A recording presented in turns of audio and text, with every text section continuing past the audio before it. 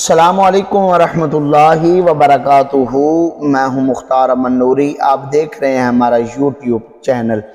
خواب اچھے بھی ہوتے ہیں اور برے بھی ہوتے ہیں، خواب سچے بھی ہوتے ہیں اور جھوٹے بھی ہوتے ہیں۔ اپنے خواب کی تعبیر جاننے کے لیے کسی بھی صاحب علم یا مفتی حضرات سے رابطہ کریں، کسی بھی جاہل کو اپنا خواب بالکل بیان نہ کریں۔ آج کی اس ویڈیو کے اندر سورۃ الشعراء، سورۃ النمل اور سورۃ القصص کو خواب میں پڑھنا، سننا یا دیکھنا، اس کی تعبیر کے حوالے سے گفتگو کریں گے۔ اگر ابھی تک آپ نے ہمارے چینل کو سبسکرائب نہیں فرمایا تو ابھی فرما دیں تاکہ ہر آنے والی نیو ویڈیو آپ تک بر وقت پہنچتی رہے۔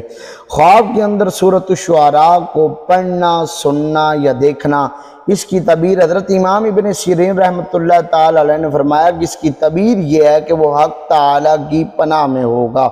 حضرت ابراہیم کرمانی رحمۃ اللہ تعالی علیہ نے فرمایا کہ گناہ سے پاک ہوگا اور راہ دین میں کوشش کرے گا۔ حضرت امام جعفر صادق رحمۃ اللہ تعالی علیہ نے فرمایا کہ خواب کے اندر سورۃ الشعراء کو پڑھنا، اس کی تعبیر یہ ہے کہ وہ حق تعالی اس کو گناہوں سے بچائے گا۔ سورۃ النمل کو خواب میں پڑھنا، سننا یا دیکھنا، حضرت امام ابن سیرین رحمۃ اللہ تعالی علیہ نے فرمایا کہ اگر خواب میں سورۃ النمل پڑھتا ہے تو اس کی تعبیر یہ ہے کہ وہ بزرگی پائے گا۔ حضرت ابراہیم کرمانی رحمۃ اللہ تعالی علیہ نے فرمایا کہ دولت اور نصیب اس کی موافقت کرے گا۔ حضرت امام جعفر صادق رحمۃ اللہ تعالی علیہ نے فرمایا کہ اس کا مال اور نعمت زیادہ ہوں گے۔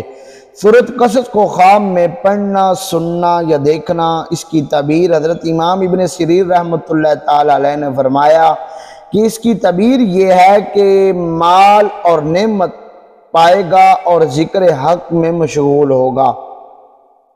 حضرت ابراہیم کرمانی رحمۃ اللہ تعالی علیہ نے فرمایا کہ ہمیشہ دین اور اسلام میں کوشش کرے گا۔